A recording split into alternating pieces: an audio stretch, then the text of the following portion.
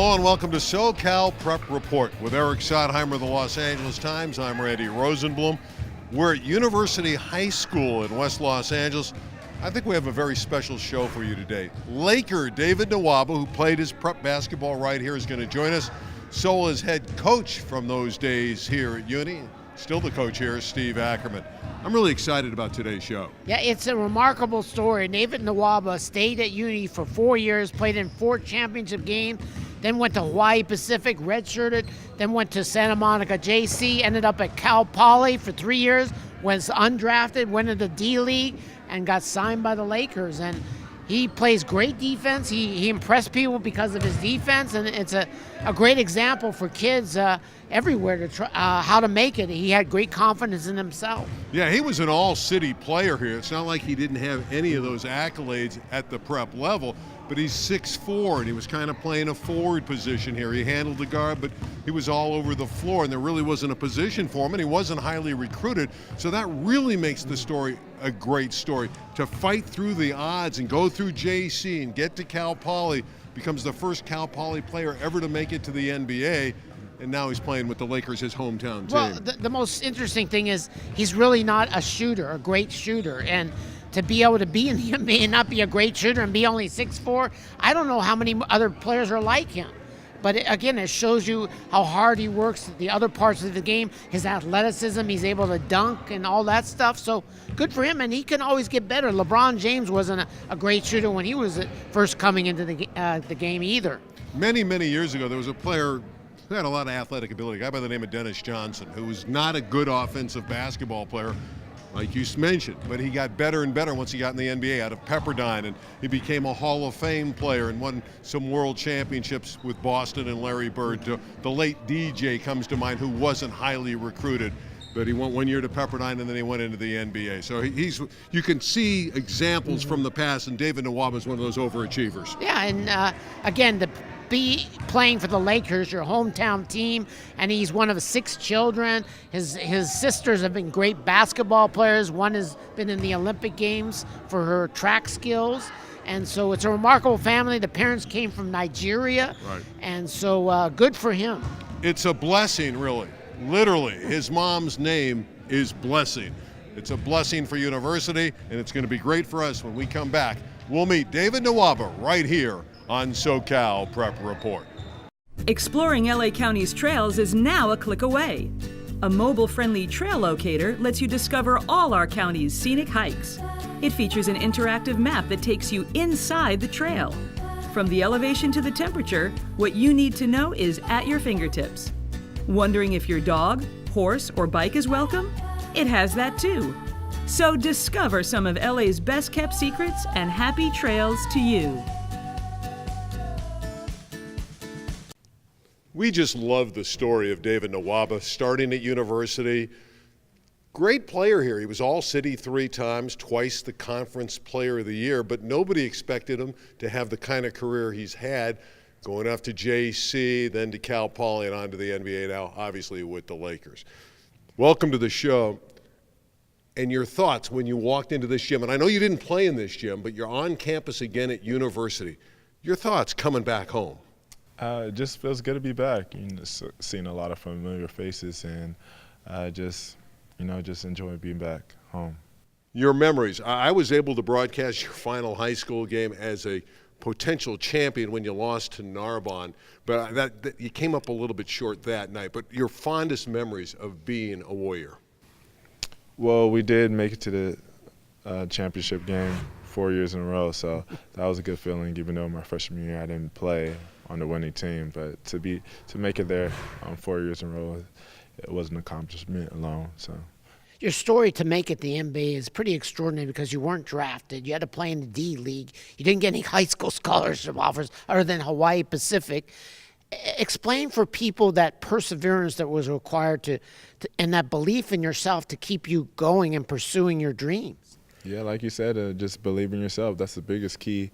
I always believed I could play at a higher level than Hawaii Pacific, so I just continued to do whatever it took to make it there. Going back home to junior college, Santa Monica College, and transferring to Cal Poly. So just believing in yourself was the biggest key. Right, and one of the things that people love about you is the way you play defense. Not everybody likes to play defense. How did you get that enthusiasm to become a good defensive player? Yeah, just learning from the best. I mean, Coach Ackerman. Coach Ackerman, yeah. So, yeah, he taught me well, and just having pride on the defensive end and, just not wanting to get scored on. So. David, when did you truly believe you could play at the level of the NBA? Just being in the D-League, just making it to D-League, I felt like, I'm trying to get to all the best college players. So, that was one step closer to the NBA. There's a lot of good guys in the NBA, but, I feel like I can be one of them. So, that was always a belief, I guess, ever since, the college days. You get a 10-day contract after playing with the Defenders, and I know you went back and forth. I believe your first game was against Charlotte. You're in the lineup, you come off the bench, you find yourself in the ball game. Your thoughts there? What went through your mind? Well, the night before, I didn't get any sleep. Just thinking about it the whole time. Just excited about the opportunity. I think I was running off of 1-2 hours of sleep, but running off of straight adrenaline. I just remember just being in the game and just doing. I think I was in for like 4 or 5 minutes, and that was the longest 4 or 5 minutes of my life. Just gassed after that, but I learned to just calm down after that. The next game, next go around, and it was just a great experience. And one of the pluses for your development is your parents. They've always been positive, and I think it's a good example for others, the positiveness in parents. Maybe every parent wants their kids to do well, but yours was always there for you. Yeah, my parents, no matter what route I took, my parents had my back. Always just told me just to enjoy the experience and enjoy the opportunity and make use of it. Just my parents just always being by my side and just being positive, saying prayers for me every step of the way and, just believing in me. What was your house like growing up? Because you're one of 6 all athletes. Your sister was a heptathlete in the Olympics, and I'm sure you're proud of her.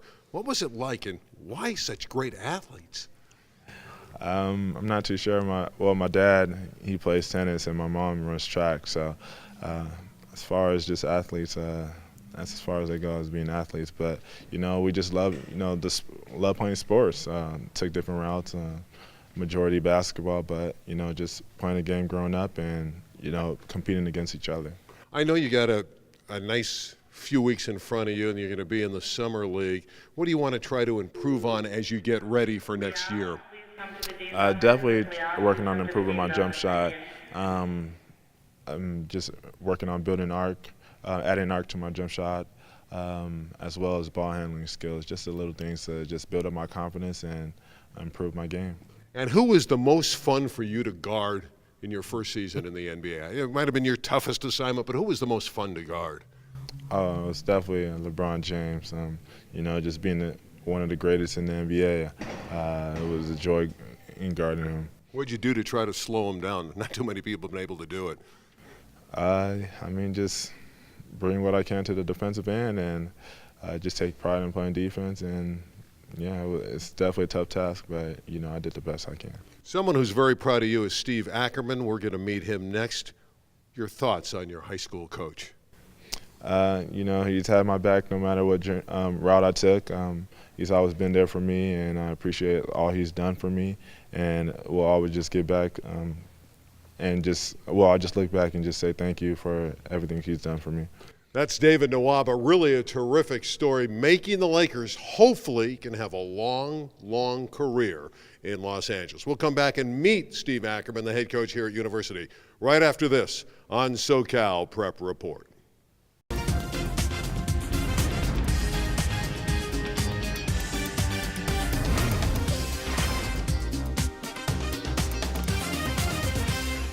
What's happening in LA? I'm Ariane Alexander. This week we have 3 unique events to give you a taste of LA. Check it out. The Los Angeles Times has a major new food festival that takes place throughout the month of May. With hundreds of events hosted around the city, Food Bowl celebrates LA's dynamic and influential food scene while promoting awareness about food waste and hunger. The festival is centered around the Free Night Market, a bustling outdoor street food market held over 5 nights in Grand Park. For the program of events, check out lafoodbowl.com. Hear ye, hear ye. The original Renaissance Pleasure Fair is in full swing for another year of fun. Every weekend, adults and kids alike can come to the fair for an afternoon of games, rides, mouth-watering food, and artisan crafts. You'll be transported to the 1700s with storytelling, lively entertainment, and sing-alongs. Be knighted by Her Majesty Queen Elizabeth and watch the jousting tournaments. For more information and tickets, go to renfair.com. This Sunday, celebrate the special women in your life with a memorable Mother's Day brunch at the Aquarium of the Pacific. You'll explore the wonders of the Pacific Ocean as you visit over 11,000 animals. Food ranges from salmon to soufflés, French toast, salads, and even bacon. Finished with an array of parfaits, pastries, and puddings. All-day admission to the aquarium is included. For tickets, go to aquariumofthepacific.org. Whether you're feasting in the 1700s or all around LA, there's plenty to satisfy your palate.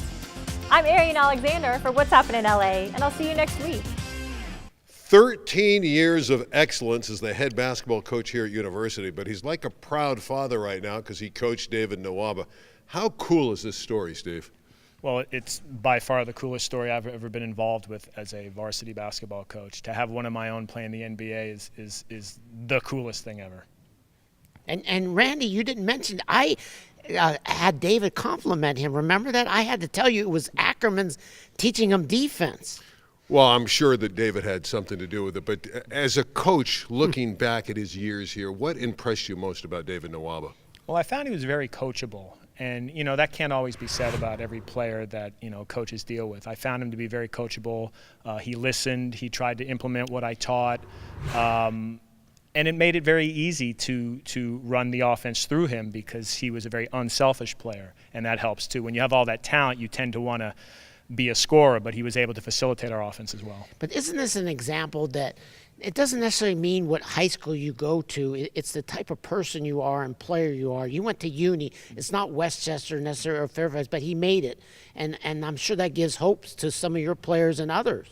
Well, I think it speaks to exactly maybe what's wrong with high school hoops is that it's really, you know, about the individual player. It's about what he or she brings to the table, the system that they're in.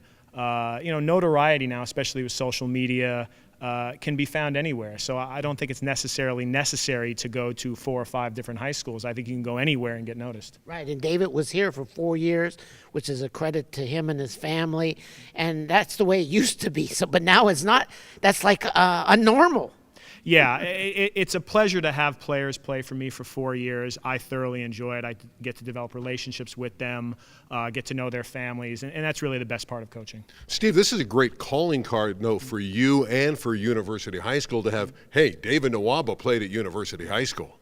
Yeah, well, I mean, it certainly helps if I'm addressing middle school students at some sort of matriculation or orientation. You know, anytime I walk into a gym or if I'm walking down the street, or it's certainly a great talking point to be able to say I have one of my own that's currently playing in the NBA. All right, you go to a Laker game, and I know you went to a few of them last year. You're sitting up there, you're watching David do his thing. What goes through your mind?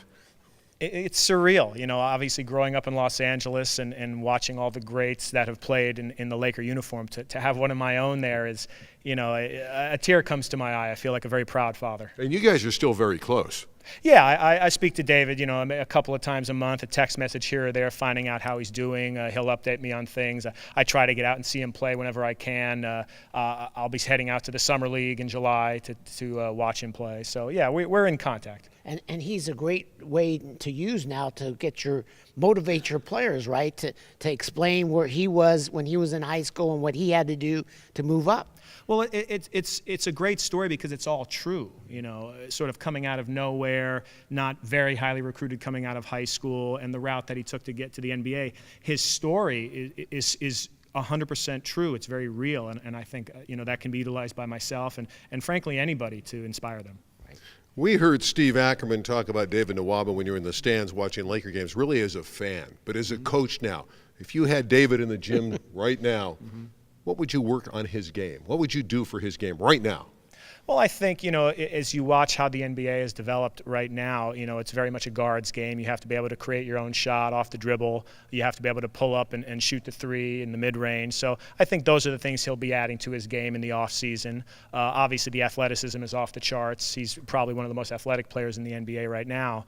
But just adding a certain technical skill parts to his game, I think, is going to be important for him. You got to be proud that he's one of your players, that he plays so hard. The one thing I see that really helps him defensively is how hard he works. Oh, I love it, the energy he brings on the court. He is a lockdown defender, and it bothers. You can look at the faces of the NBA players he's defending, and they're very bothered by it. It's like an all-star. They want him to play like it's an all-star game, right, where they score 160 points? Right. Well, the NBA is entertainment, but at the same time, David takes a lot of pride in shutting these players down. He's doing a great job, and he's guarded some of the best players in the world in the short time that he's been in the league. And I don't remember you playing a lot of defense when he was on your team. I think you played a lot of zone. Well, at uni we have to mix it up a little bit. We have a lot of junk defenses, a lot of zone presses, a lot of special defenses. But I did certainly play my share of man. Okay, I'll give you credit there, Steve. Steve, congratulations. We congratulated David for his great work to get to the NBA, but you certainly were right there helping him along the way in his formative years here at uni. Well, it's been a pleasure to watch this happen, and to be just a little small piece of it is very satisfying. I think you're more than just a little small piece. We're going to step out, have more on SoCal Prep Report right after this. A single ember from a wildfire can travel over a mile. You can't control where it will land, only what happens before it does. Visit fireadapted.org to learn how to protect your community from wildfires. Wasn't that a treat to meet David Nwaba and obviously Steve Ackerman, but again, that story's remarkable. Yeah, great kid, and he's going to get better. I really do believe that. And he works hard. He'll do well in the summer league. All right, let's talk a little bit of baseball. Eric's beaming. Chatsworth's the top seed. They're the favorite in the city section. Great regular season for Tom Usborne's team. Yeah, over the course of the regular season, no one was better. Their pitching depth was tremendous. Their defense was great. They have Daniel Zakosic, all-city catcher. But here we go into a one-game situation. Anything can happen. I still like Chatsworth to win it all on June 3rd at Dodger Stadium. The question is, who will they play? And so somebody has to get hot. The fact that these games are out, not just happening multi-times in a week, gives one team a chance to win if they have a great pitcher. So we have to see who can get hot in the playoffs. Yeah, it's a little bit different this year, and Chatsworth has pitching depth. They just have talent throughout. They're the best team, but as we all know, the best team doesn't always win the championship. Yeah, you could see San Pedro out of the Marine League doing well. Poly's got a great left-handed pitcher, the Poly Parrots. Sure. So who knows what will happen with those guys. Before we leave, I want to mention football. We have a great 7-on-7 tournament this weekend, and I know Narbonne's involved. Yeah, Saturday at Los Alamitos. If you want to go see football in May, tremendous tournament, Mater Dei, St. John Bosco, Corona Centennial, Narbonne, all playing. That could be the top 4 teams for the coming season. All great quarterbacks. Tanner McGee at Centennial, J.T. Daniels at Mater Dei, of course, Jalen Chapman at Narbonne, and Rio Al Mitchell at St. John Bosco. So I'm going to be there. Yeah, it always seems to be the year of the quarterback in Southern California. Chapman will be very good for Narbonne next year. They'll again be the favorite, and with Kayvon Thibodeau transferring from Dorsey, leaving right after we did the show with him, going to Oaks Christian. Yeah. Obviously, Narbonne's going to be the favorite. What did you do? Why did you make What him did you say to Kayvon? What did you make him do to leave Dorsey? He loved the interview. He loved us, I thought, but we chased him out of there. He's on his way to Oaks Christian. We're on our way out the door. For Eric Sonheimer, I'm Randy Roseman. Let's send it over to our pal, Rich Estrella, who will finish off the program. So, I just moved in with his family, and it's embarrassing. The little one, he likes to go outside and crawl around in the giant litter box. I don't know what he's doing. I mean, I was born and I knew how to use the litter box. Look at that. That's disgusting. Oh, poop already. You're making me nervous. Oh, okay, I can't look at this anymore. I really hope he grows out of this, for his sake. Hi, everybody, and welcome to this edition of the Southern Section Report. I'm Rich Estrella, and we're coming to you from Valley Christian High School. My guest today is Woodie Grayson. He's the head coach here at Valley Christian High School. And, Coach, first of all, congratulations on a great season. You guys went to state, actually got to the state playoffs this year. That's got to be quite an accomplishment for this school. It really was. It's the first time in school history that football has been that far. Obviously, we have a couple of championships in our history, but they didn't have the state playoffs back then, so it was a big accomplishment for us to get to that point. The question is, always going into a season like that is, man, did you have that vibe going in that this team was going to be special? Because I don't care. Just getting an invitation to the state is huge. Well, I don't think we really thought about that a whole lot. We were a little bit disappointed in how the year ended the year before. Injuries kind of derailed that season. So we were hoping to come in and stay healthy and make a run in the division, and we knew that the state playoffs were out there, but our real goal was to try to get to the CIF game and end the season on a high note that way. So winning that championship game and getting to the state game was fun. It was a great experience. Well, one thing you have to understand about being a small school, which Valley Christian is here in Cerritos, what's your population here? What's the student body? We're a little bit over 500 students. 500 students, so not a lot of depth on your football team. No, typically every year we only have about a 27, 28, 29 man roster. This year we had 30. Halfway through the season, we lost one of our two-way players for the remainder of the year with a broken leg. So fortunately it was our only injury. But yeah, we typically deal with old school Ironman football, small rosters, a lot of guys going both ways. So this is what, your fourth, fifth year here at the school? This was the end of my fourth year. End of your fourth year. So coming in, what philosophy did you install in your team? Obviously you had a plan, you had something. Well, I have to give credit to where I've been before. Coach Mike Fitch, that I coached with at Whittier High School and Mayfair High School for 19 years. He was always, an old school guy, hard hat mentality. So we were going to come in and run the ball, play good defense, and get in the weight room and get strong and try to keep things simple. Find a way to get good at something, hang our hat on something. So that was the philosophy coming in. We're going to run the ball and play great defense. And I was able to hire Kirk Diego as my defensive coordinator. He kept it simple, and we've been great defensively for 4 years. Offensively, we were able to run the ball, but I brought over the offensive coordinator from Mayfair High School, Pete Montera, and he bought into the philosophy that we had already employed, and things took off for us this year. Well, it's good to hear. Also, you have a lot of former head coaches on your staff, which is great. Experience, really helps a lot. Kirk Diego is a legend in the Long Beach area. Not only has he coached high school, he's coached the JC level and coached the college level. But you couldn't have a better guy as a coordinator on your staff. I have another guy that kind of does a lot of the dirty work for me here on campus, Coach Garner, who actually played here at Valley Christian, coached here previously to me, and he decided to stay on staff, and he's been invaluable having here on campus. Yeah, having that experience is always big. So as far as the program goes, this year's team went to state. Next year's team, what are we looking at? Well, every year is different. So, it's a different puzzle. This year we're able to put all those pieces together. Coming up, it'll be some different pieces, and we'll have to fill in with some different guys and kind of find that magic again. But we're returning a good group of guys. Running back Gio Hurd is one of the top guys in the area and the division. Darian Green was the #1 linebacker in the division. Isaac Joseph was an all CIF quarterback. So we have a lot of good guys coming back, and we have to replace some guys, but I think we'll be able to. Well, this team wasn't really senior heavy then? It was a good balance. We had about half of the starters were seniors, but a lot of the guys that made a lot of plays were juniors. So we're lucky that we're able to, kind of reload a little bit. So I think we're okay. Now, part of the reason we're here today is because Woodie Grayson and Valley Christian staff will be the head coaches for the 605 All-Star Football Classic, the 50th anniversary, and that's a huge milestone. We're very glad to have you, especially since you were a former player. You played in the 605 All-Star game back in the day. Back in the day. Dare we say when that was? It was, I don't mind, it was back in '86. As a brother and Christian graduate, I was fortunate enough to play in that game.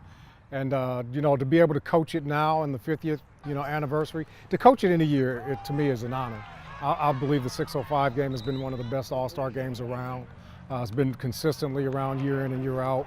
A lot of great talent, and it's a great opportunity just to be a part of it, and to have the opportunity to coach it in the 50th is really special. Yeah, the 50th anniversary game is huge this year. It's going to be out at Pioneer Stadium. That's at Pioneer High School. They got that brand new big stadium.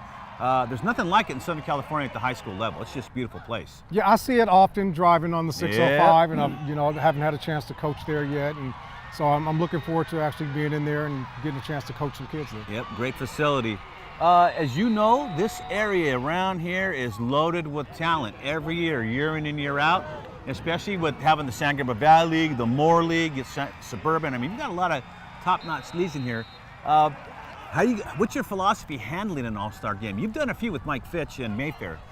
Well, I think the biggest thing is you're coaching an all-star game. And, sometimes I think coaches spend too much time trying to win the game. Right. For me, this is about the players, and it's an opportunity for some of these guys who may never play after high school.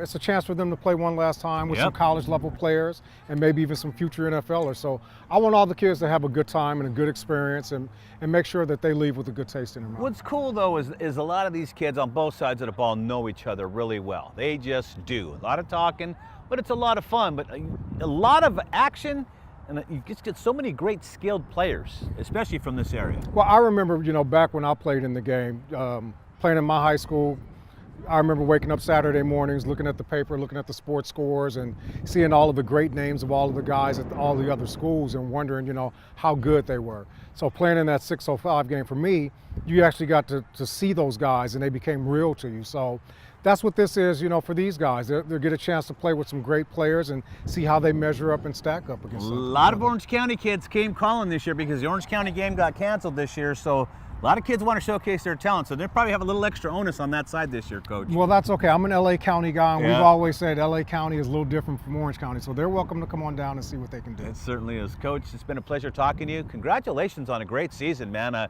Everybody's going to expect you to do it every year now. You know how this works, right?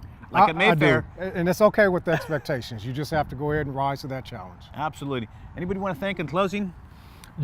Actually being here at Valley Christian, I always have to thank God, my Lord and Savior. Thankful for all my coaches and players and parents and all of the support from the administration. Very good. All right, Coach, thanks a lot, man, for joining us today. Thank you. It was a pleasure. Here on the SoCal Prep Report. And I'm going to leave you now, and we're going to take a look again at the CIF Southern Section Baseball and Softball Top 10. Join us again next week. We're going to have a little footage from your meeting with the 605 All-Stars on the west side. And, of course, we're going to meet Ray Fenton next week. He's the head coach of the 605 on the east side from Los Alamitos High. They're also going to have their initial meeting, and we'll have some of that here for you next week. All right, on behalf of the crew, I'm Rich Estrella, saying so long from your friends here at the SoCal Prep Report.